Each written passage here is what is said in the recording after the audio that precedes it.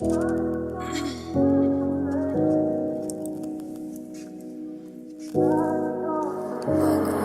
the talent now compared to when we were in school? Overall, it's better. I think the youth coaches are really teaching the right things and putting the time and development into it rather than considering just winning. Nights in the trap, I got paid for this.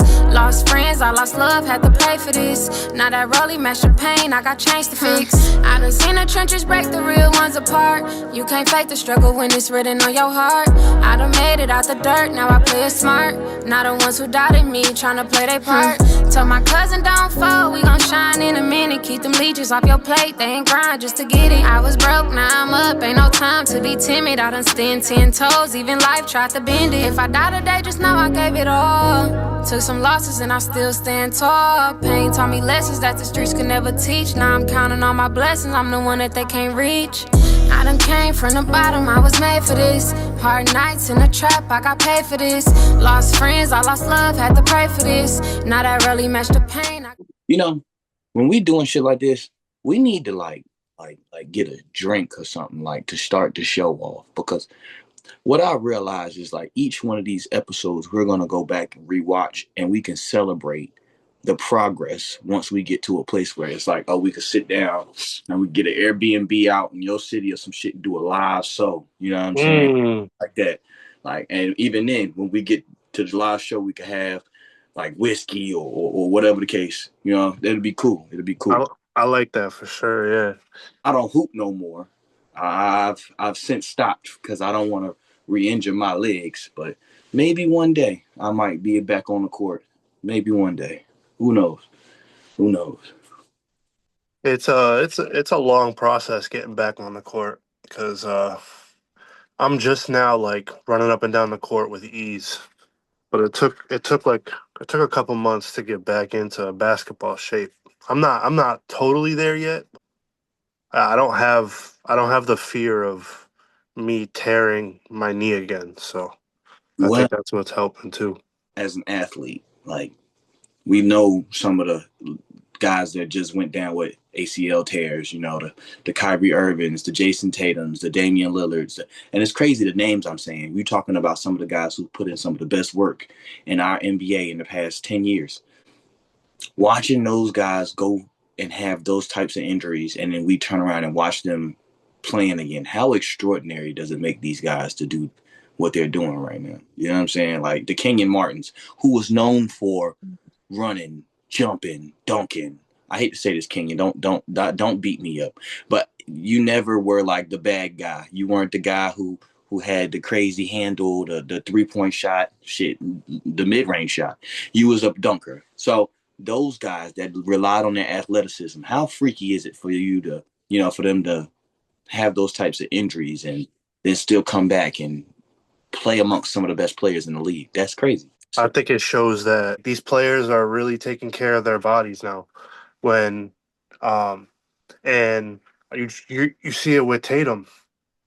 He was supposed to be out for the whole season. Now we're talking about a possible return after the All-Star break. Mm, So I mean, I feel like the rehabilitation aspect has definitely gotten a lot stronger. And I mean, we're seeing it with LeBron right now at 41, averaging averaging 22, 26 points a game, 7 and 8. It's like it's unbelievable, dude. man, I think that the advancement of technology and medicine has also played a huge role in the bounce back. A lot of these athletes, you're talking about millionaires, they have access to some of the world's best physical therapists, the best surgeons. I'm telling you, I feel like I feel like Jason Tatum had his surgery literally the day after he had his injury. I feel like that. I don't know for sure. Don't quote me. I just feel like that might be how it goes for those guys. Like, there's no way. There's no way. That injury was fresh when they fixed it. Okay. I had to wait a month. Damn near. It's my life. I recently listened to Mind the Game podcast with LeBron, but Mm. he had Tyrese Halliburton on the show, and he was saying that he sees the game so much better than when he did when he was playing because he was forced to sit courtside and look at the game from a different scope. And now he's like, oh, that's why I couldn't make that quick step there. That's why that read was late. It's like he's learning more about the game as a whole. And this is a really good transition into a trade that just happened with the Pacers. That this trade like blew you for a surprise. Man, look here. First of all, what's up, motherfuckers? It's your boy T and your boy James. And we here today. The topic we got on the day is a hot topic. All right. Today, well, not today, but a couple of days ago, marked the end of the trade deadline in our beautiful NBA. And the league was busy. The league was busy. It was a lot of busy bees. Before we get started and talking about some of the bigger trades, I want to kind of ask, you feel like was the biggest loser for the trade deadline? And who do you feel like was the biggest winner? Biggest loser, I'm going with the Cleveland trade. James Harden to the Cavs and Darius Garland to the Clippers. Now, you might see it a different way, but I took it as why would you give up your future for a rental? And what I mean by that is James Harden is 35. He doesn't have much more time left, and obviously he wants a ring. So y'all picked. I want to win now instead of developing more. This is you saying that you're choosing Donovan Mitchell over Darius Garland. When I was posting about it, they were saying that he's injury prone, that he's a shell of himself, that he's not going to get any better, and I disagree. The Clippers totally won this trade, and you can bring up the details. First of all, they got so much in return and they gave little to nothing away. Darius Garland he's been rehabbing. He's gonna get back out on the court. He has Kawhi Leonard around him. Already getting intertwined with the locker room. They want him to be there. Gonna see a different Darius Garland when it's all said and done. Feedback I've gotten from it was, oh, you're calling 24, 8, and 7 washed? Well, yeah, when it's empty stats. Now this is where we're gonna go with this. Because I'm a huge James Harden fan, and I also have a lot of respect for Darius Garland. All right. Before I get started into the James Harden thing, because I know that's a hot topic, we're gonna speak on 2024, 2025 Darius Garland. Okay. 2024, 2025 Darius Garland played in 75 NBA games. Okay. 75. He had 30 minutes per game and he was averaging 20 points per game. He had a 40% 3-point percentage, and he was really doing this thing as far as facilitating. But we know that Darius Garland is looked at as maybe like the secondary option on that team when it comes to generating offense as far as scoring. You got Spider-Man there. Spider doing his thing. He's running that team offensively. There's not many things you can do. But what I will say when it comes to him is he's dealing with a really significant injury that he needs to go to a place where right now I don't think the Clippers are prioritizing winning right now, especially not with some of the other trades that they made, like I said, with Big Zoo and shit like that. So they're doing it different. Now, James Harden, all right? James Harden right now is averaging 25 points a game with 4 rebounds and 8 assists. They were on, a 7-game win streak? No, not 7. I think I'm thinking about Charlotte. They were on a streak. They've been running it up over in the Clippers. Yeah, they won like 11, 12 straight. So the reason why he was traded has absolutely nothing to do with his statistics. Oh, yeah. It has everything to do with the amount of money that James Harden wants. And this is not anything new. We know that if James Harden isn't not either having enough fun or getting ready to get the money that he wants, he needs to leave. And I hate having to say the same things to certain people that I've heard. My man with the crazy, we're not going to say his name because it's like Beetlejuice. He's going to pop up. He said that when James Harden wants out, Stephen A. Smith, yeah, I'm going to give you a shout out. When he wants out, you let him go. Because James Harden will actually show you in his game and in his body that he wants to leave, and it'll affect your team. It affected the Rockets. It affected Brooklyn. It affected the 76ers. It was going to affect the Los Angeles Clippers. So they took a deal. They didn't just get Garland. They got a couple picks. Now, them picks we're not going to talk about because there was some second picks. But they're guaranteeing themselves to get somebody that's going to stand next to Donovan Mitchell in the regular season, because I don't want to talk about the playoffs with James Harden either. I just don't want to do it. I don't want to do that. I don't want to do it. But in the regular season, this gives them the best chance to take some of the wear and tear off of Donovan Mitchell and let James do a little bit more of the picking. I mean, the facilitating and the shooting and scoring. You don't want to take Donovan out of his rhythm, but you don't want to get him hurt before you get into a huge playoff picture, because that's the motor, like I said. So as far as them being a decent trade, I don't like it, because I really did like Darius Garland. Loved him there. I felt like that was their little thing. They was number one. They was number one when they was rolling. They had to, man, come on now, bro. They was rolling. So to look at this trade now and to kind of look, I like how they welcome Darius Garland in. I think it's a solid trade when you talk about the Clippers having to get rid of some shit, because they've already had some bad business going on over there. So I think them having James Harden start to stink shit up because he wanted to leave was probably the last of their problems, and they got rid of his ass as quick as possible. That's really what it boils down to. So who you taking as the best trade for you? Was that your worst? That was the worst, right? That was the worst. I think the best, my biased Hawks fan self wants to say the Jonathan Kuminga trade, but it's Zubats to the Pacers. Zubats to the Pacers. I love Siakam and Zubats in your front court. I love it. I love it. I argued that Zubac should have been an all-star this year. He's the last of the traditional big man making a name for himself. I think the Pacers gave up way too much to acquire him.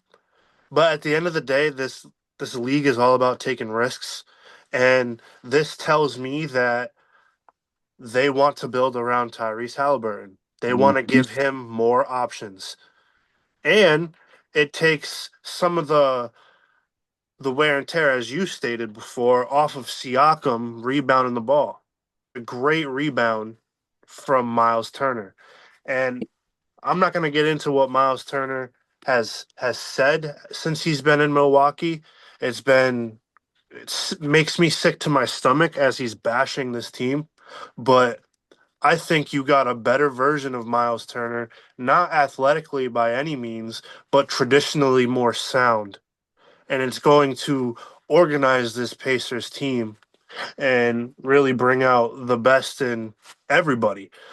But giving away Benedict Mathurin, I mean, that one hurt me. And like, I'm not even like a Pacers fan like that. He was playing Turn up. he was playing such great basketball. I mean, at the end of the day, this was the biggest win for, I feel like, both sides. Dude, I feel like they gave up a lot to get Zoo. 2026 first round, 2029 first round, and 2028 second round, plus Matherin and Isaiah Jackson. That's a tall order. That is a tall order. I'm not gonna lie. Is he worth it? Is to be seen. I will say, I feel like Zubac is like one of the last of the Mohicans. He's one of the last like true solid bigs. Like you got to see him. You know what I'm saying? And I think that's you're going to a team where your point guard enjoys hitting his star players, his guys, and he's gonna find you. There's gonna be a lot of dump offs. There's gonna be a lot of lob passes if Zubac's down there. You know what I'm saying? Tyrese is gonna find a way to utilize him the best way, but they take away Matherin. Matherin is a dog. Not only is he an offensive animal, but he like the jaw jack. He going back and forth with you. He Draymond Green said himself, "Hey, that boy is different." Dallas sucks. They suck. I swear they suck. I don't care what they were gonna do. The fact that they made they suck for the trade that they made last year. And tell me, you get rid of Luka, 20-something-year-old in his prime going completely donkey ass over there in LA right now. Going crazy. Him and we ain't gonna talk about Austin Reeves right now. Austin's a dog too, but he going crazy for Anthony Davis. Now I know I made a wild statement in my last one, right? But I tell you, I promise you, I knew he was gonna get traded, but I swear I didn't know it was gonna be to Washington. I feel like Washington, the two teams that I'm talking about right now, Washington, in my mind, is the winner of the 2026 trade deadline, hands down. I don't. I mean, I don't want to sound disrespectful to any of the other trades, but I feel like the trades that they made set them up for potential like growth next year. Is Anthony Davis shelling himself? Hell yeah! It ain't even to have a long-winded conversation He's about. out for the season too. Yeah, so they're gonna have time to heal him and Trey Young. While these young guns they got, they still winning. I mean, they losing games, but they're getting reps. They're getting used to playing. So when AD and Trey Young get back on the court, and then you talk about them potentially having a high draft pick, their own draft pick, it's been an era of ass Wizards for me for like the past 7, 8 years. It's just ass, it's just garbage. So I'm enjoying what the Wizards did, and I don't think I'm gonna like the Mavericks for a really long period of time. They cursed. Next 10 years, I promise you, cursed. Went out. Well, obviously Nico Harrison is no longer with the Dallas Mavericks, but he goes out there and trades for AD. Says AD's part of the long term, and then they get rid of him faster than they got him. Mm-hmm. Well, Like, we got to be fair to them. They tried to put him in games, but every time he got in one, he got poked in the eye. He got a groin pulled muscle. He didn't fucked his wrist up. He didn't like, and it's like, damn, man, what are you made out of? mm, Because remember when he came in, he was talking about how he's stronger now. And it's like he say the same shit every year, and then like he go out there and then roll his ankle. I do say like it's kind of crazy to think this that just by one trade, he hasn't even played a game yet. The fact that Trey Young is over there, he's put Washington on the map more than Bradley Beal ever did. Mm-hmm. And it's kind of insane to look at that. Well, And Bradley was like he don't even need to be in the NBA anymore, dog. It's kind of sad to see Bradley play now. like that, I'm glad that you brought that up because how much like where's James Harden's mindset right now? Is it on the bag or is it on the championship? The same with Bradley Beal. At the end of the day, are we are they as players getting just burnt out of the whole process of the NBA season and playing ball and they just want to get theirs at the end of the day? They don't give a fuck about winning.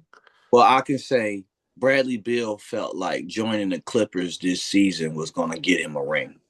Mm, I felt even if it wasn't get him a ring, it was going to put him in a situation where he was going to be competing for meaningful basketball games.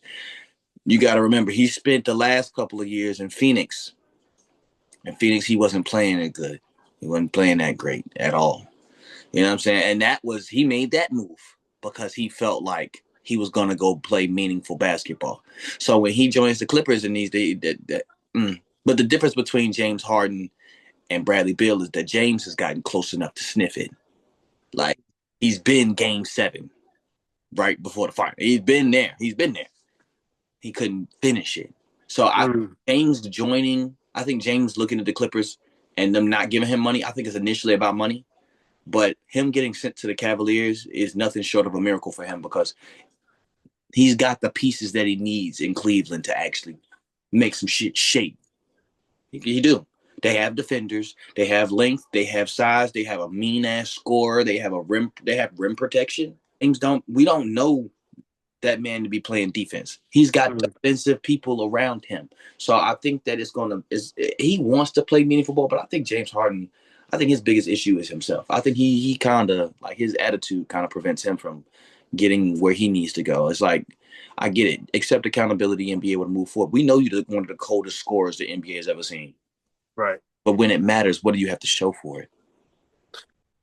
Now, the majority of my demographic right now is obviously the Boston fan base. So let's talk about the Vucevic trade. I mean, Mm. what are your thoughts from an outside looking in type of perspective? Anthony Simons was doing a great job. I don't want anybody to sit down and say that he was a bad player or he's not he don't have any potential, any talent. I'm telling you right now, he gonna go to Chicago and do what he already has. He's already played. They played already. So he went out there and he did good. People scared of the Bulls right now because they so goddamn guard heavy. And it ain't just him. Jaden Ivey over there too. And he was cooking. So but Vucevic, I think I love that pickup. That's the closest thing to Al Horford that they could get. But the difference is that I think Vuce got a little more pep in his step. He got a little bit more handle with the ball when it comes to being paint work, as far as being able to spin, pivot, soft touch around the rim. He not shooting the same clip as Al, but he not no slouch from out there neither. You can't just leave him out there. And then on top of that, you got to remember what's coming back to Boston. And I know Porzingis is gone. I know y'all champion guys is gone, but I still see a lot of promise in Pritchard's and Pritchard's still with y'all, right? Yeah, he is. Pritchard's Yeah. still there. Of course, JB. Y'all still got hope. So I like it. I like it. Boston is always going to be one of those teams you can't count out. You can't count Boston out. I like it, but they didn't give up anything really for real. Boston didn't have to change anything drastic. They gave up a 2026 second round pick and Anthony Simons. That's okay. The feedback from the Boston fan base right now is, why would we give away Simons for a guy who can't play defense? Mm. That's the biggest critique I'm hearing, is that Vucevic is a liability on defense, but we have to account for the fact that Simons, this was his contract year. They didn't know what he was going to do. And to be Mm-hmm. very honest with you, this team operates without Simon. Even though Simons was doing his thing, he just wasn't he wasn't going to be part of the long term. Right. It, that's what it comes down to. Boston's very traditional, and now we're seeing with Boston is that I don't even think Boston thought that they were going to produce this much talent. Hugo Gonzalez, Luca Garza, Jordan Mm-hmm. Walsh, Peyton Pritchard. I mean, Peyton Pritchard, dude, he to be that size, He's a hooper, bro. but like he's getting like 70% of his baskets from that mid range at 6'1" in this league. But not to go deeper into what Boston's doing. Getting back to the trade, the biggest critique is that Vucevic is a defensive liability, but at the same time, they said that why are we getting a 35-year-old washed up all star? Mm. Because Boston is in win now. They still have the young talent, and Vucevic isn't going to be a do or die. He's got at least 3-4 years. We're like Al Horford. We're getting the back end of what Vucevic can bring, Mm-hmm. and his 11 and 12 will be enough. And not to mention, Kada should not be a starter.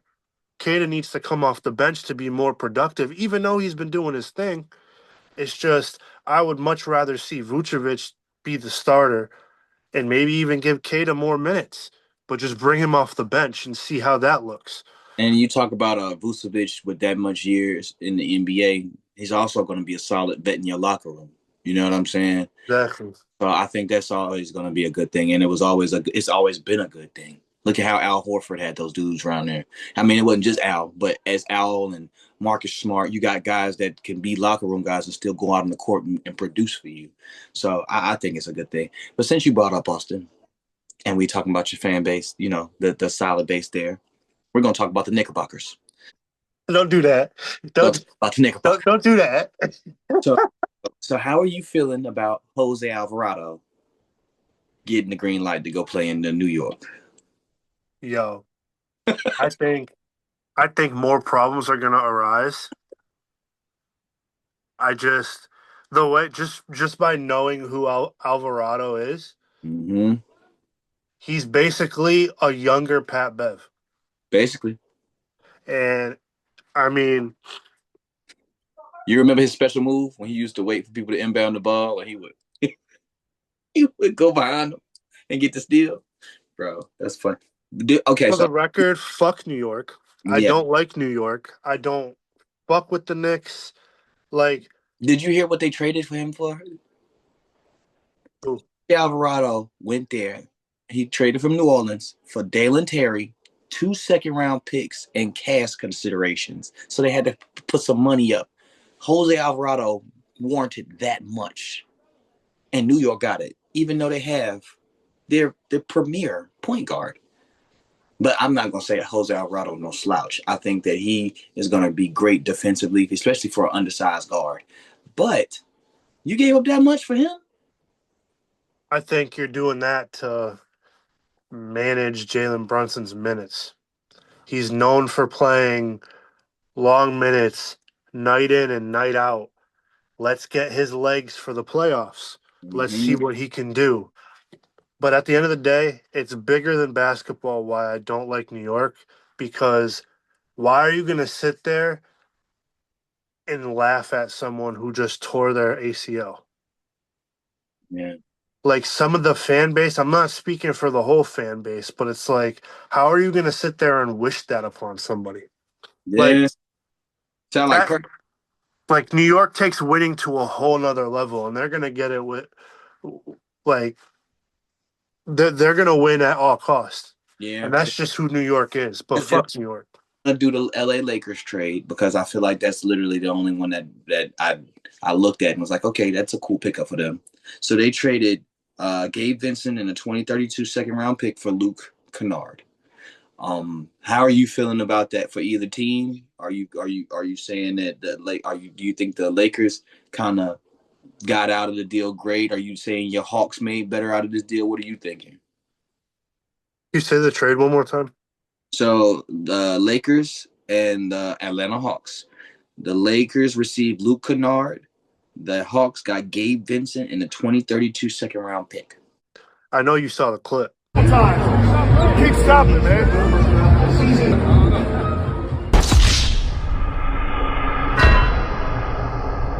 Luke Kennard, that's a good pickup. Mm-hmm. And he's the one of two people who played in LeBron's camp, the other person being Bronny. But I think this is creating more depth for LA. Mm-hmm. Now, what Gabe Vincent can do on Atlanta, I don't really know. LA completely won this trade. Luke Kennard to me, as always, I felt like he was like a solid shooter. Like he's probably one of the most legit shooters in the NBA as far as percentages go. Now, is he averaging high points? No, he's not. But do I feel like when you playing on a team with LeBron James, Luka Doncic, Austin Reeves, as a shooter, you're going to have a fucking field day because those motherfuckers are getting double teamed. They're going to be double teamed. They're going to be Luka is triple teamed sometimes.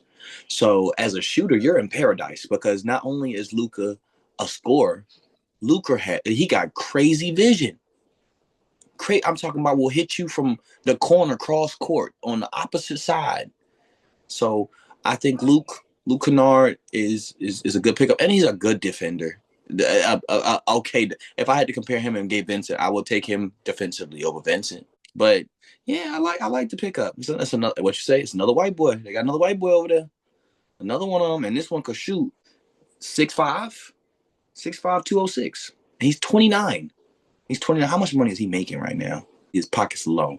But I don't really know much about Vincent from what I've seen this past season and the seasons before. I mean, he can get hot.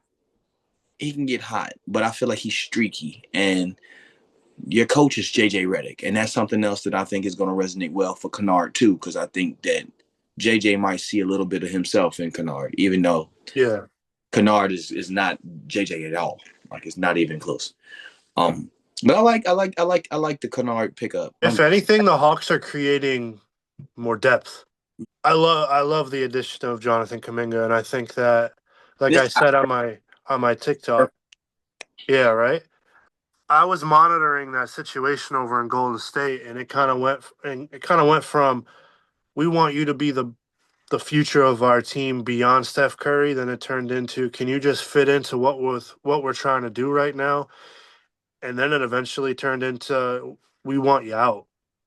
And I think that we're going to see Jonathan Kuminga play more free, average more points, rebounds. Basically, statistically, he's going to blow out that pause.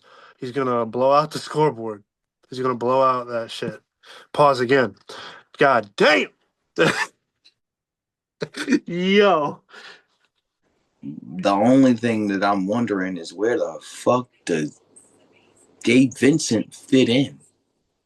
And then on top of that, when you look at what you just said about, I can't wait to see Jalen Johnson, Dyson Daniels, and motherfucker. Come on, bro. Jonathan Kuminga? That's gonna be nice. That's another wing piece. Somebody flying up the fucking court. It's another what? That's man. It's gonna be exciting in Atlanta. It's gonna be very exciting to watch basketball in Atlanta. It's gonna be very action packed, high flying.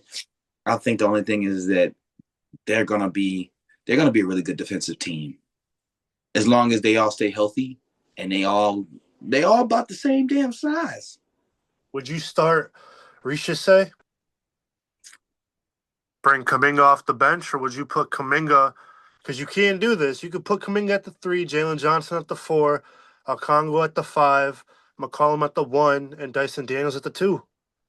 Or, dude, you have so many. Quinn Snyder has so many options. Question then becomes: are you trying to win right now, or are you trying to build your team up right now? Because if you want Kuminga to come in and him to get instant minutes and NBA rep time with the starters, you put him in now. Kuminga has a better upside than Riche, which is scary to say out loud. But I just when I see it, I know when I see them both on the court, they probably gonna make great teammates. Atlanta's got a interesting future.